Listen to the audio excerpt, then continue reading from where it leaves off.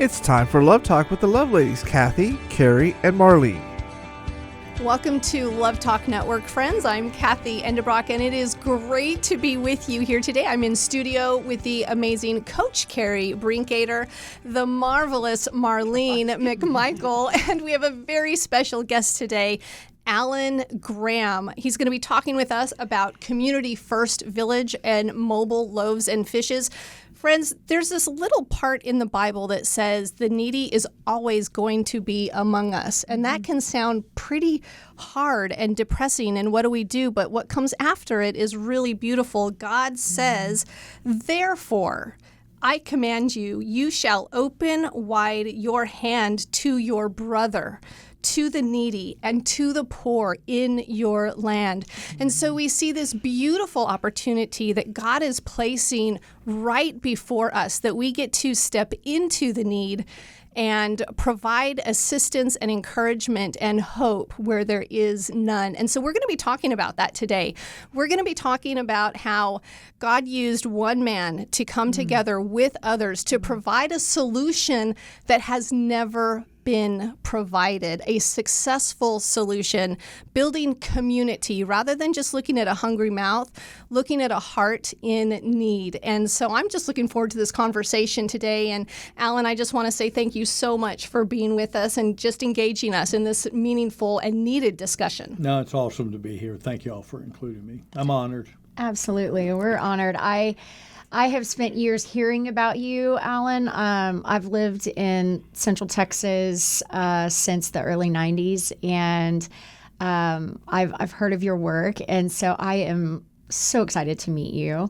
And what an amazing thing you are doing for the city of Austin, and we just so appreciate it. You know, friends, if you look in Scripture, I think I pulled over 150 scriptures that are talking about feeding the poor, feeding the needy, about giving the shirt off your back. One of those is 1 John 3:16 through 18. This is how we know what love is. Jesus Christ laid down his life for us, and we ought to lay down our lives for our brothers and sisters. If anyone has material possessions and sees a brother or sister in need, but has no pity on them, how can the love of God be in that person? Dear children, let us not love with words or speech, but with actions and in truth. Marlene, as you introduce Allan Graham, our listening friends are going to see that this is not just words and speech, but this is actions set forth by Allan Graham as he's built an amazing community. Amen. I mean, I don't know what to say in addition to that, other than the fact that I've been in the Austin area, I want to say at least 40 years, maybe a few more than that.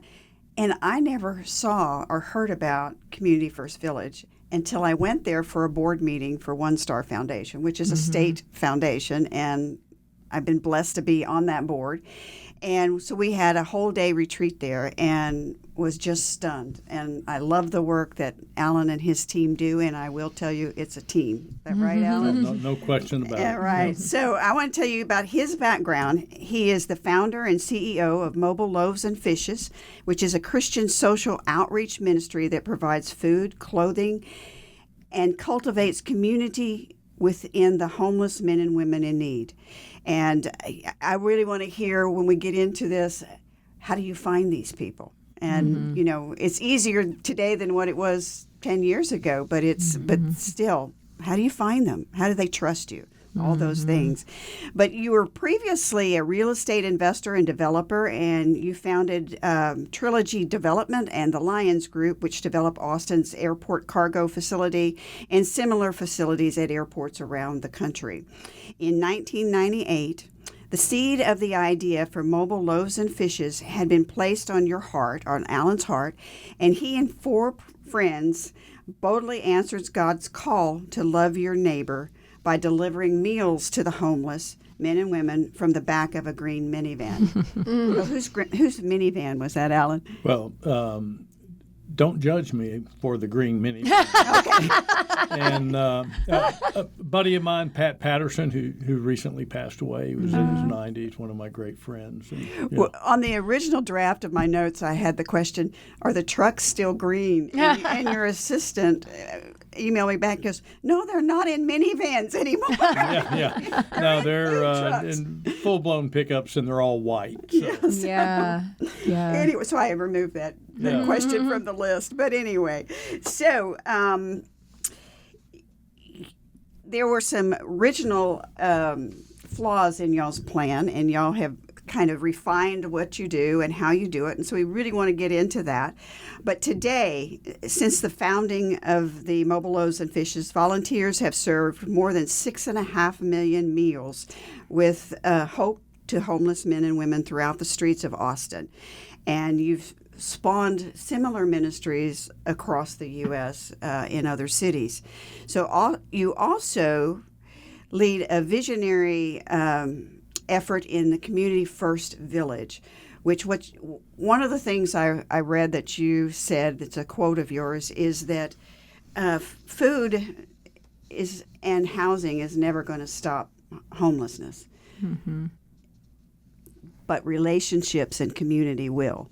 Mm-hmm. And so I really want to amplify on that as well. And that's what you see at Community First Village. It is all about people finding their self-worth, finding community, helping one another. And I remember my first time at the village, there was a lady standing kind of on the corner, and she says, I live here, and she's waving her hand, and I don't ever want to leave. So I thought that was amazing. But Allan and his wife, Tricia, were married in September of 1984 and have 4 children, as well as a niece that lives with you. And you're a published author, which the book title is Welcome Homeless, One Man's Journey of Discovering the Meaning of Home. And you're also the host of a gospel podcast called Con Carne. Am I saying that right? Gospel Con Carne. Gospel with meat. Con Carne with meat. Gospel I like with meat. that. So it's a gritty Tex-Mex. Since we're talking about that, tell us what your purpose is in that podcast. What's your virtually objective? 100% of the people that we interview are neighbors in the village. So we want people to hear their life stories so that the world can come to a greater level of understanding about who these men and women are and the value that they have to our society and how important community ultimately is. So it's really people sharing in the most vulnerable way. You and I are probably pretty weak at our vulnerability, to be honest with you. We're not willing to open up our skeleton closets and talk vulnerable to most people. That is not the case with our homeless brothers and sisters. They will vomit out all the things, and they create this level of inspiration that opens the door for our authenticity to be vulnerable. And that's when that human-to-human, heart-to-heart connection can begin to be made. I find it refreshing. You know, we get in these circles where we are closed and where we don't feel like we can share and we don't feel like we can be vulnerable. And as you said, let the skeletons out. And when I'm around someone who is so vulnerable and is praising and thanking for their blessings that they have, even though they've been through whatever they've been through, I find it so incredibly refreshing. And you're right, it does put a different perspective on our own lives to be able to share our story to others, to help someone, right? Because they are helping people with their own stories. Well, we are, we've been indoctrinated to feel shame about the things that we have done in our lives. Mm-hmm. And the reality, it's those things that God has leveraged to equip us to be who we are today. Mm-hmm. And that's the value of that. Ran into a young man a week or two ago. He's 35 years old, was a heroin addict for a long, long, long time, wants to come and live in the community, not as a homeless, but as called by the gospel to live in community with us. And the value that he brings, having been a heroin addict, and the vulnerability of being a heroin addict, because he will live with a lot of people that still battle that affliction, is beyond powerful. So let's let it rip. Be Yeah. authentic, Right. and see how we can change the world with that authenticity. Well, Allan, I would love to talk with you about how this began, because I think, you were a successful businessman. You were a real estate developer. You developed the cargo facilities out at the Austin airport. You've done similar in airports across the country. And then you saw this need, and something happened in 1998. Rather than being completely overwhelmed or, just dropping off a bag of Chick-fil-A or giving someone a $20 bill, you and some others chose to step into that. What happened where you actually chose to do something long-term rather than something short-term? Well, God tricked me into it. Yeah, he tricked you. Hey, I can attest that does happen. That conniving little booger. I went on a men's retreat in 1996, and I got to tell you, ladies, that had I known I was going into an environment where guys were going to hold hands with each other, And cry. and bromance, hug it out, I would have never in a billion years gone to that deal. And here I am in this retreat with the hand-holding, bromance, hugging it out, and crying going on, and I'm going, I am in the wrong place. But over this 30-hour, 2-day retreat at my church, I just the intellectual relationship that I had with Christ dropped to floor right into the depths of my heart. And I began to ask God, what do you want me to do? I wasn't asking God to get me out of my what was a growing, successful real estate deal. Look, I'll cook barbecue on Sundays at church and, feed churchgoers. I'll become a lector, or, I'll join the Knights of Columbus or something, I wasn't asking for what he was asking.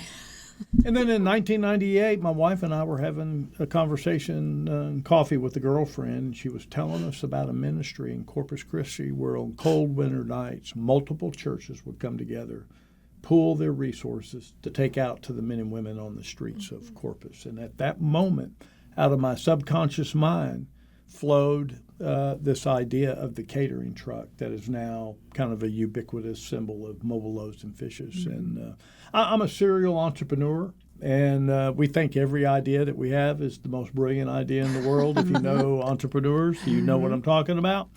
And but that one took off. I've had a lot of failed ideas, by the way. And even when I shared it with my wife, who is not a serial entrepreneur, but married to one, she just looked at me and said, "Oh my God, here we go again." Here we go Heaven again. help us. Yeah. And Buckle up. And how many hundreds of people, maybe thousands of people since then have benefited? Tens of thousands. Tens of thousands. Yeah. Oh, my 6 goodness. million. Yeah. 6 million meals. Yeah, 6.5 million meals, but tens of thousands of volunteers have operated this deal. Yeah. How many Mobile Loaves and Fishes trucks are in the Austin area? There's 12 or 13, something like that. And they run 365 days a year. Pretty much every day of the week. Not everyone does that, but Sure. for the most part, all of them are going out almost every day of the week. Wow. From a tiny little seed planted. That's all it and was. it just man, grows was- and grows and gets bigger. I know. Yeah. I know. Well, and one of the things I love about this is there is an opportunity for people to step in and participate. I also love that you said, and Marlene, you had mentioned this in your introduction, that you will even admit there were flaws in this process that you kind of had to work out and tweak. And so, friends, we are going to have to go to break to get a word from our sponsors who keep Love Talk on the air week after week. We're going to hear about some of these flaws because maybe some of us have tried to reach out and fill that need and provide that hope. And maybe we've stumbled and really maybe we've become frustrated or disheartened and we've just stopped. Well, Allan's going to talk about some of those areas where there were a few mess-ups or mix-ups or flaws or whatever you want to call it, and how they got past those and how they continued to do what God had called them to, and how we, each of us listening, can step out and step in again and meet that need that God calls us to. Friends, you're going to want to stay with us as we hear more from Allan Graham, Community First Village, Mobile Homes and Fishes, and how to step into the need that we are seeing before us every day. Stay with us for more Love Talk Network.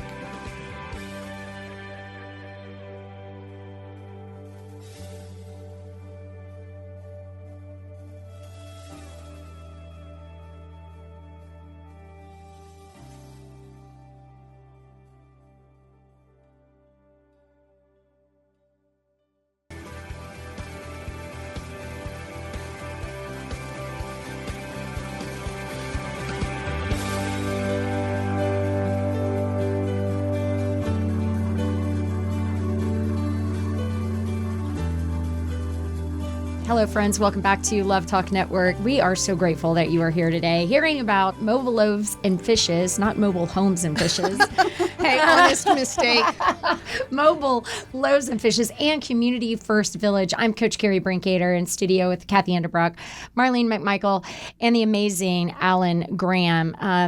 If you want to share this program, you know that you can go to the podcast, any podcast network, share it with your friends. Your friends are going to want to hear this so that they can get involved with this amazing ministry. Of course, you can go to YouTube. You can share it from there as well. And you can find us on social media. So Facebook and Instagram, we'd love for you to reach out and share those with us. Now, Allan, you've said that 1998, you had this vision. You start with out of the back of a friend's minivan. And then what happened? Like, what did you start to see within the community? What were some things that came up that you're like, okay, we need to change our plan here? I mean, as an entrepreneur, everything's constantly in flux. So how did that transition go? Well, first of all, the stereotypes and the biases that you have, that we all have, that we should have, that God has endowed us with our conscience to make decisions and to keep us all safe. And a lot of these stereotypes and biases are programmed into our brain from the media. And these stereotypes begin to fall.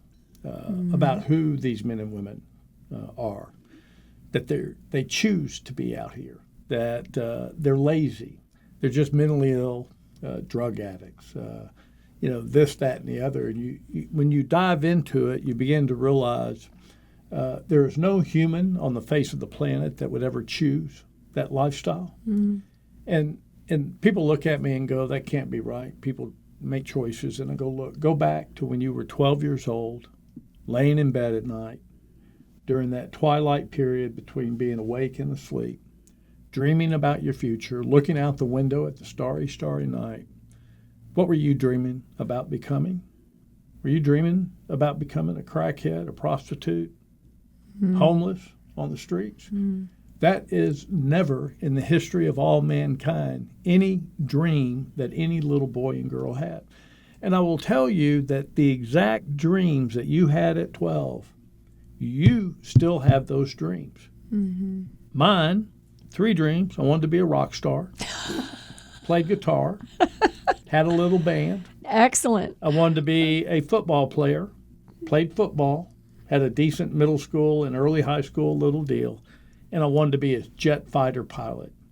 Now, I'll tell you that when I get back in my truck, and if I turn on AC/DC and I'm listening to a great song, guess who's on stage playing guitar? You. And whatever it was. Shredding it. He's shredding it. Yeah. And those are the embers of our dreams. Mm. And our parents poured fuel somehow on our dreams. None of that became true, but look what we get to do today. Mm-hmm. Okay? And then our men and women on the street, there were nobody there to pour fuel on those dreams, or the fuel that was being poured was unhealthy. Unhealthy, crack. Look, I have friends whose parents would give them heroin at 5 years old to knock them out so they could party. Oh, yeah. Think about doing that for your children. Or think about your daughter's first sexual encounter being with their father. That is not uncommon. That is not uncommon. Not uncommon. in my neighborhood. Yes, Kathy. Yeah. My daughter works in human trafficking, so I get, that's not uncommon. Not uncommon. And so it's really beginning to understand who we are. And they open the door to that through their vulnerability, like we were talking about earlier. And that's the beautiful thing about who they are. What did you find was the because there also is a standoffishness, you're not going to understand me. So what was the trigger that finally broke down the barrier between your team and the homeless person to say, yeah, we can talk, we can communicate? I think there was a couple of things. Number one is understanding what we believe is the single greatest cause to homelessness, which is a profound, catastrophic loss of family. I love that. Because I know, Marlene, in your family, you have a drug addict, you have an alcoholic, or you have somebody battling a mental health issue. I know these things about all three of y'all. I don't even know y'all, but I know this. And it's a 99.9% probability that those people never ended up on the streets. Dysfunction in your family? No doubt. My mother was profoundly mentally ill, institutionalized multiple times over the course of her adult life. Okay. And the only memory that I have of my mom and dad as a husband and wife under the same roof was when I was about 4 years old, and my mom was on her bed with a knife in her hands threatening my father. Then she was in the hospital. And but my mom never, ever spent a night on the streets. And the reason is that she had a mother and father, not a husband, but a mother and father who loved her very deeply. And they also had resources that allowed them to help her battle the mental health issues and also battle my father, who attempted to strip my mother of her maternal rights to her 4 boys. So what you see out on the streets is an anomaly of a culture of a broken family environment, almost exclusively in the United States of America. We are breaking up our families. Even our intact families are broken up. You may have children that live in Seattle, Washington, and grandkids that you only get to see once or twice a year. That's not how God intended this deal to be. So when you learn that, and the second thing is that when you and I are created at the moment of conception, there are 2 innate qualities in each of us. One is we each desire to be fully and wholly loved. Pretty simple. And secondly, we each desire to be fully and wholly known, valued for who we are and the giftings that God has blessed us with. And in the homeless population, there's almost They're nameless. And so we pour in as a forged family that we're your family, okay? And we're going to love you. We're not going to put up with certain behaviors. We're going to hold you accountable, just like I want to be held accountable. But we're going to value you for who you are. Well, tell us about the Community First Village, Allan. You live on campus there at the Community First Village in a 400 square foot house with your wife. And so tell us about some of these expectations of the people who come to live at Community First Village. Well, there's 2 fundamental rules there. There's more than that, but the way that Allan Graham communicates it, there's 2 rules. Rule number 1, above all rules, is you must pay rent. I believe that you should have skin in the game, and you have to figure out how to pay rent. Nice. And if you're disabled, we'll help you figure out how to get a disability income. But if you're not, you need to work. You need to participate. Rule number 2 is don't be an a-hole. That's a great rule for life. That's a great rule. Can for we life. just put that like on every bumper sticker and billboard everywhere? It's not that complicated. I mean, look at your own families and the dysfunction that you have inside your own families, and what your expectations are of your spouse, what your expectations are of your children. You know, what your expectations are of your brothers and sisters. It's treat the community, treat the family with dignity and respect. Mm-hmm. Now, we have a lot of drug addicts and alcoholics on the property. We welcome drug addicts and alcoholics. We love drug addicts and alcoholics. But if your behavior is going to spill into the community with a negative collateral impact, we're gonna have conversations. We have grace and mercy. We're gonna work with you for a while, but if it becomes too difficult, we're gonna excommunicate you out of the village. So, does that happen often? It on the behavioral side, not that often. Half a dozen, 10 times a year. On the non-rent payment side of things, it's more often than we would like. Yeah.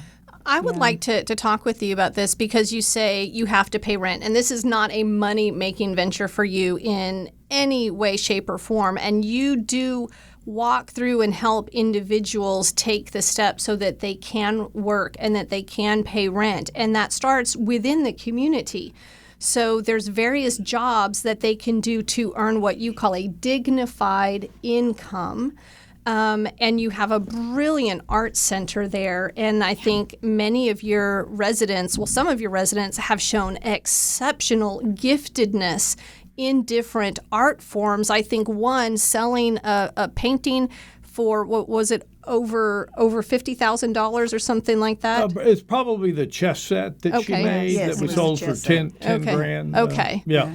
And so you help them discover the value and the gifts that God has placed within them, and you help them to discover work that they can do to earn that dignified income so that they know the house that they're living in, they are living in by their own work, by giving, that.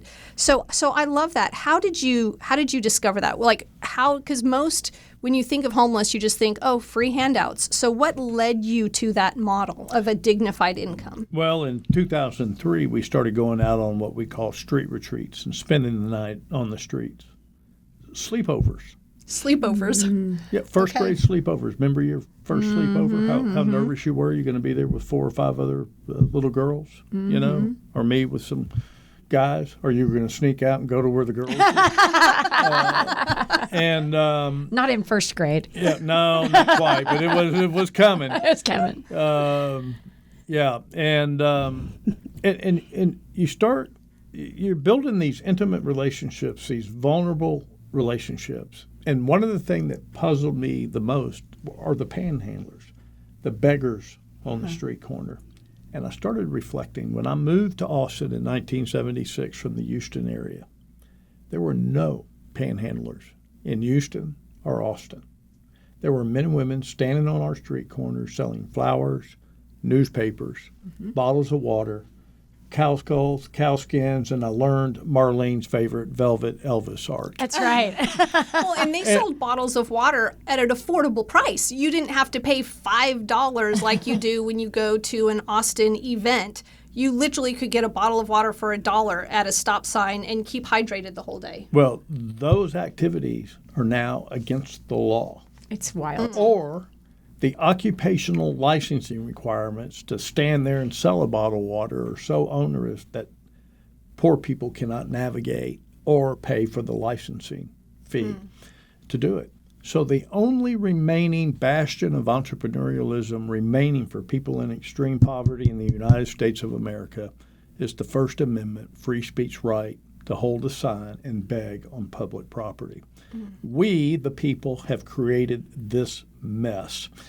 Look, just got back from Europe, was in Rome, sitting in the plaza, drinking my $10 cappuccino, and out in the plaza, everybody selling every widget and artwork. And then a little rainstorm comes over, and suddenly all that stuff goes away, and the umbrellas and ponchos come out.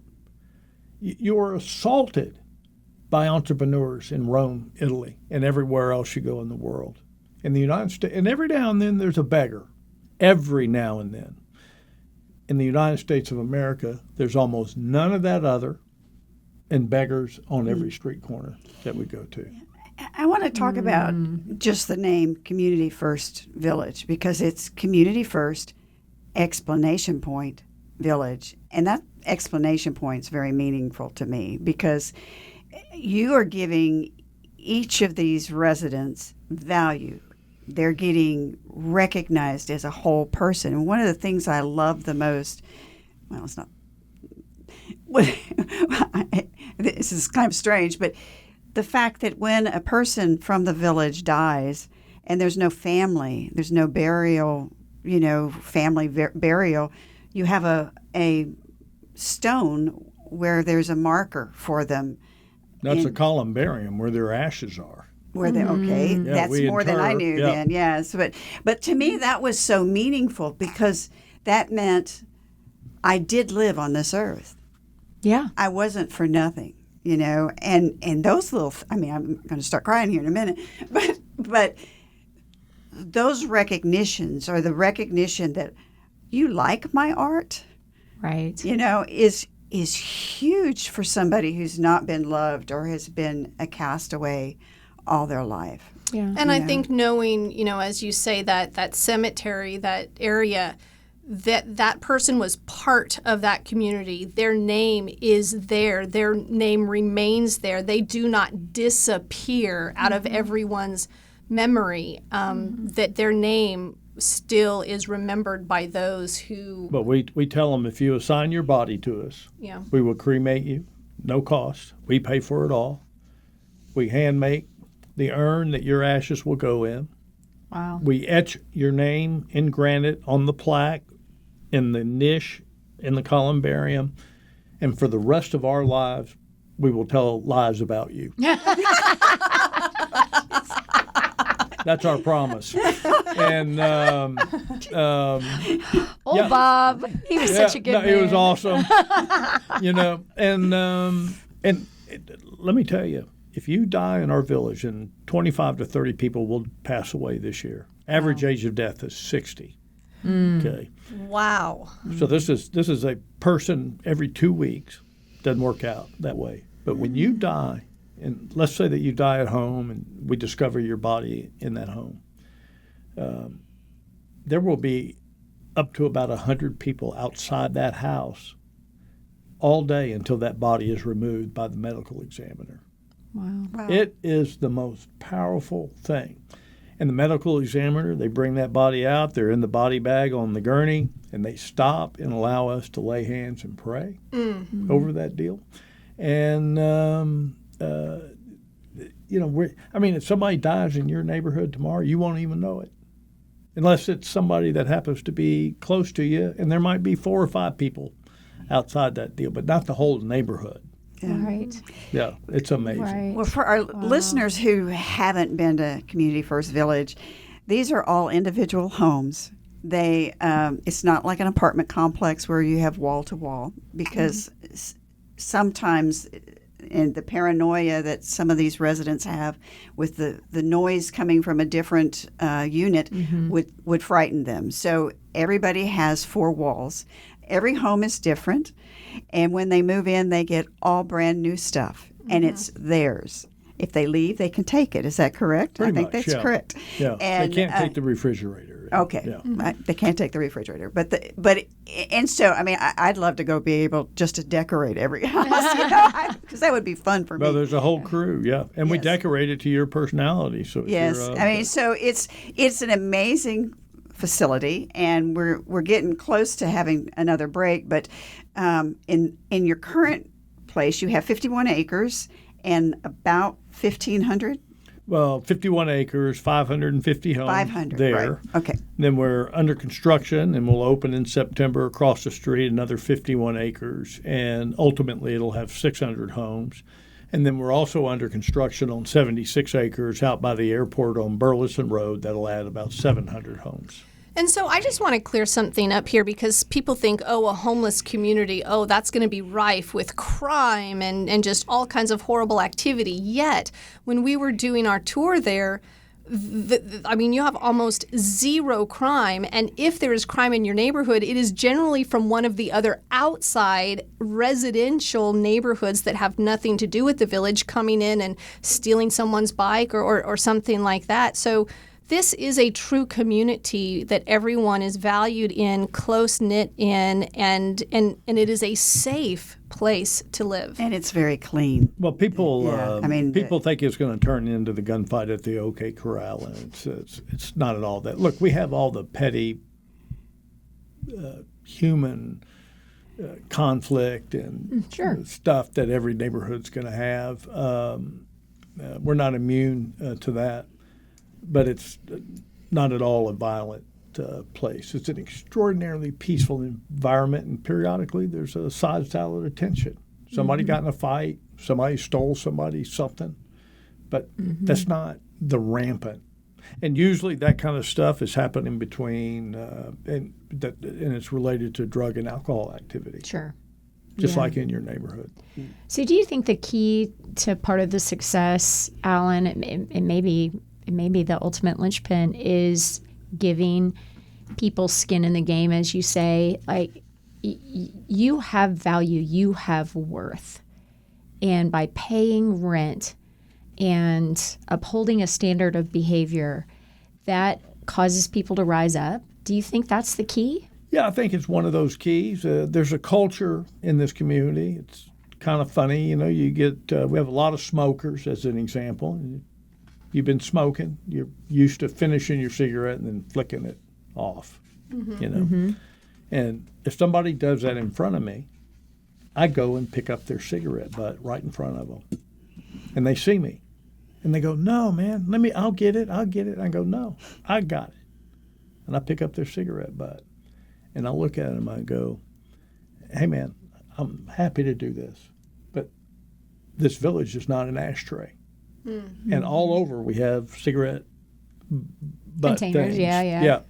And so a culture, or they'll see me bend over and pick up a piece of trash. Now we have a culture of people bending over and picking up trash, because pretty frequently there's a garbage can that we can put it in. Nobody's throwing trash out on the ground out there. It probably blew out of the back of a Polaris while one of our maintenance guys was running through the property. Nobody's, doing that. So it's a culture and a strong culture that keeps the place looking beautiful. I love it.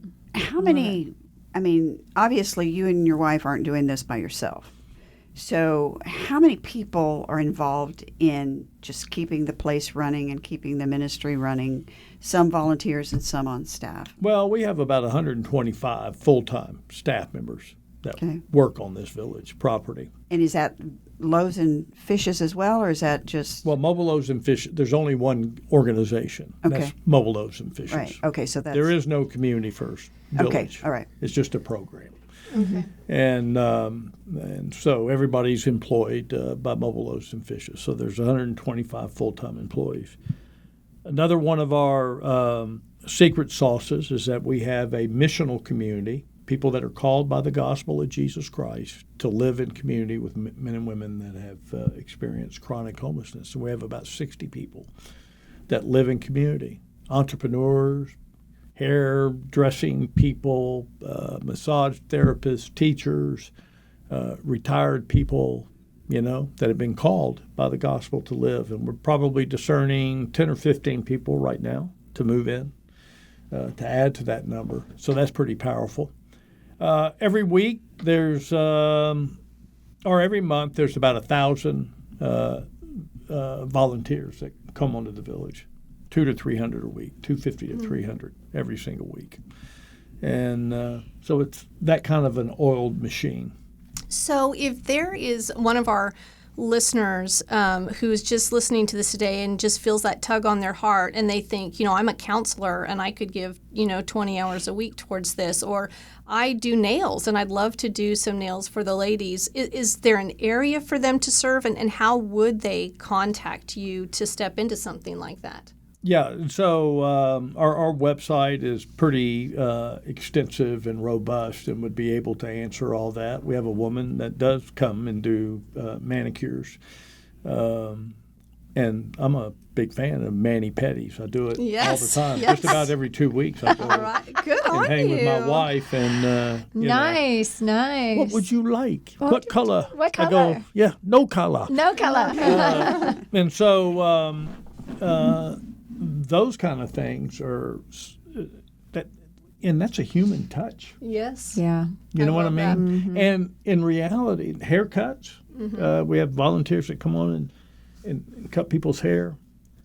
That human touch is pretty doggone powerful. Yes. You know.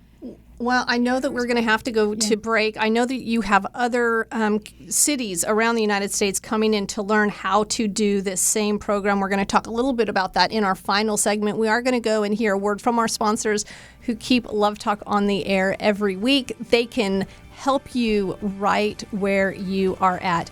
You're going to want to stay with us for the final segment of Love Talk Network with Mobile Loaves and Fishes and Allan Graham. Stay with us.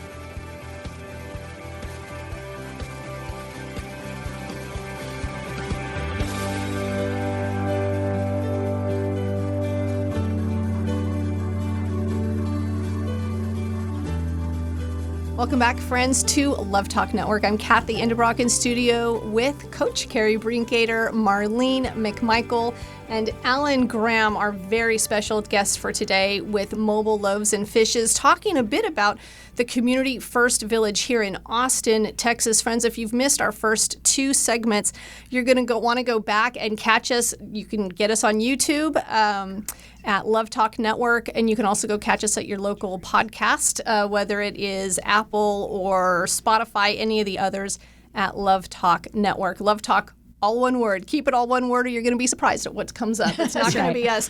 Well, Allan, thank you so much for everything that you have shared with us today. And, you know, just in this segment break, we wanted to make sure that we do share that website of Mobile Loaves and Fishes. It is MLF.org. So mobileloavesfishes.org, mlf.org. You can get information there about how to volunteer, how to connect with the Community First Village if you want a tour so that you can really understand what it is that we're talking about. You can go online and connect there and organize a tour if you want to volunteer, or if there is someone in your community who you know is chronically homeless and you want to provide an opportunity for them to also join a community and to help them right where they are and put your hand in theirs, you can go to the website and it will walk you through the next steps that you can take.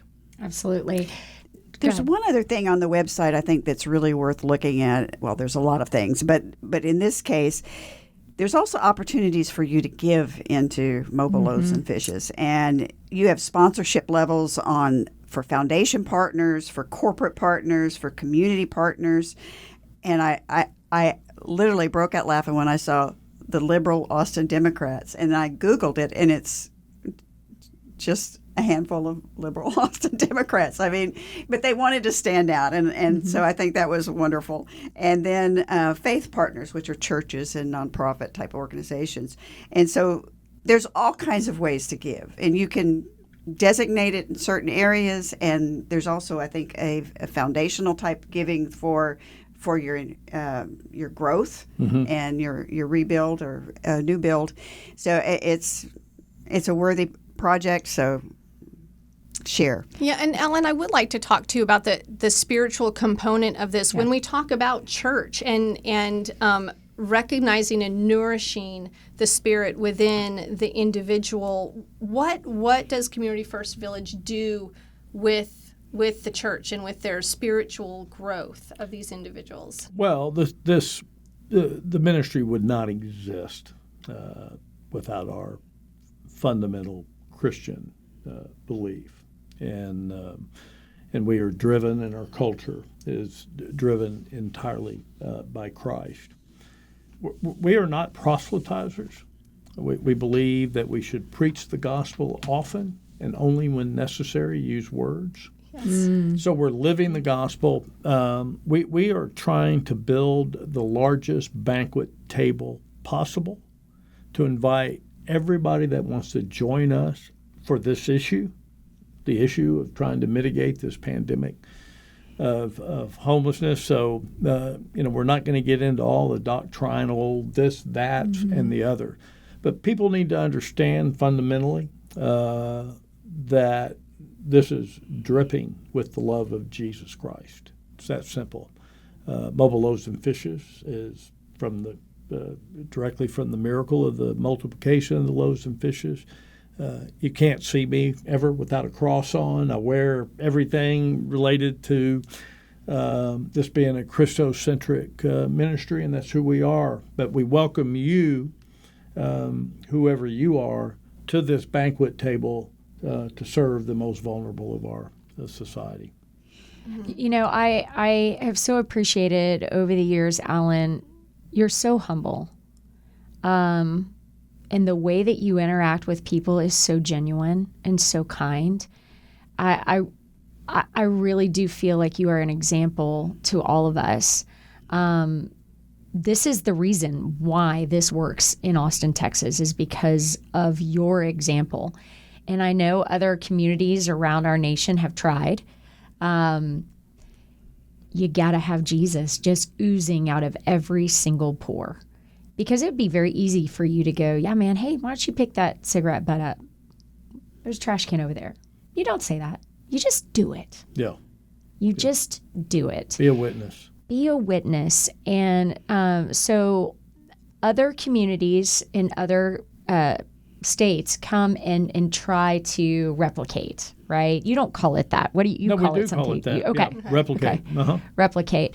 And you just kind of give them your model and they just try to soak it all in and replicate it in other areas? Well, we have a couple of times a year a symposium. It's a 2.5-day deal. People fly in. Typically about 50 people will come in from all over the country. We've done, I would say, over 1,000 people from 250 cities and I don't know. I think I heard 42, 43 states. Wow. Now. And so right now we have somewhere around 45 to 50 replicators that are active, and about half of those are built or under construction. The other half are in a permitting type process. So the movement is really starting to move. This is our 10th year of opening the village. So when you think about creating a movement, it actually takes a long time, unless you're the pet rock or something, which we're not. So, right. Yeah. Right. Now, you said right now you have 125 people on staff and you have 60 missionals. As you open your other properties, that is going to have to expand exponentially, I would think. Well, we hope not exponentially on the staff side. So. Well, on the missional side. Well, we want that to expand.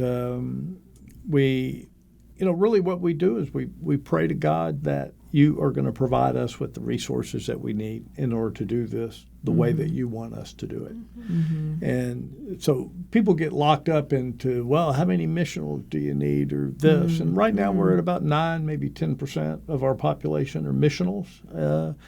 And that's what God has provided.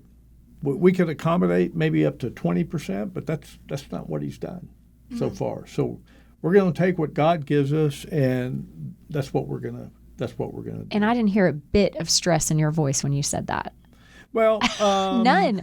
You're just like, God's going to do it. God, that I really do believe that. I mean, it's. We had a big executive strategy meeting of our core 8 or 9 leader team yesterday, and you're going through some of the numbers, and ultimately we can't worry about it.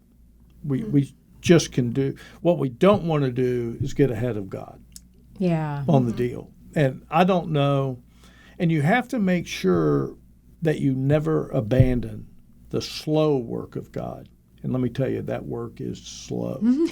and the work that we're doing will never be accomplished.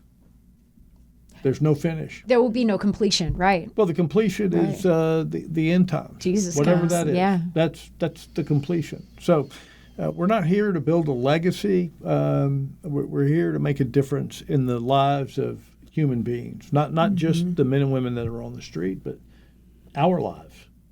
Yeah. You know? Absolutely. Yeah. And maybe most importantly, our lives. Right. Yeah. You know, everybody can see Allan's goodness cap. Well, that's part of your motto, which is serving goodness since 1998. And notice that there's a period. It's goodness, period. But you also say goodness is not a handout, it's a hand up. Goodness, giving the best first, and goodness is love in action. Yeah. That's the scripture. Well, we don't take junk on the property. You can't come and bring a garbage sack full of clothing and drop it off at Mobile Loaves and Fishes. You can come and pick up a neighbor and take them to Walmart and spend $100, maybe $150, which almost everybody can afford today. And so one, you're bringing an extraordinary amount of dignity because you get to put on a new pair of pants, a shirt or a blouse, a pair of underwear, a brand new pair of socks. But more importantly, is a couple of hours of relational time with the human being that you would have never had. How fun. So if any of our friends Heart feel to like heart. going shopping, you can go and grab a community first neighbor, brother and sister in Christ, and go take them for a day out shopping. How incredible would that be? Yeah. It would be fun. MLF.org. MLF.org. Allan, wow. Another thing that you've said is housing will never solve homelessness. Community will. Yeah. And you know, it's a big issue here in Austin, Allan, and you're the only one who has, I think, given this community hope. Well, we're excited about what we are doing. I will tell you that within the system are some extraordinary human beings and organizations out there doing work that most of us never ever see. And we believe that we are a profound piece of a very complex puzzle in this deal. And I could introduce you to other organizations that are just kicking it when it comes to serving our friends on the streets. So we're in partnership to do this, but we appreciate our branding. Right? Yeah. For sure. Well, friends, we're just so thankful that Allan Graham has joined us today. We have a new friend of Love Talk Network. Thank you so much, Allan, for spending your time with us This was today. Awesome. Yeah. Yeah. Great. Thank you. We would highly encourage you to go to MLF.org. That's mobileloavesandfishes.org. You know, everyone can volunteer. We've all got a free weekend every now and then that we can volunteer. If this is something that your church would like to partner with Mobile Loaves and Fishes, please go to the website. If you'd like to partner, there's so many opportunities. The website is vast and it is awesome. We are so grateful that you've been with us today. Share this program. Send us a note on Instagram, on Facebook. You know that we will get right back with you, or send us an email. For Marlene McMichael, Kathy Endebrock, Allan Graham, I'm Coach Carrie Brinkgater. We'll see you next time right here on Love Talk Network.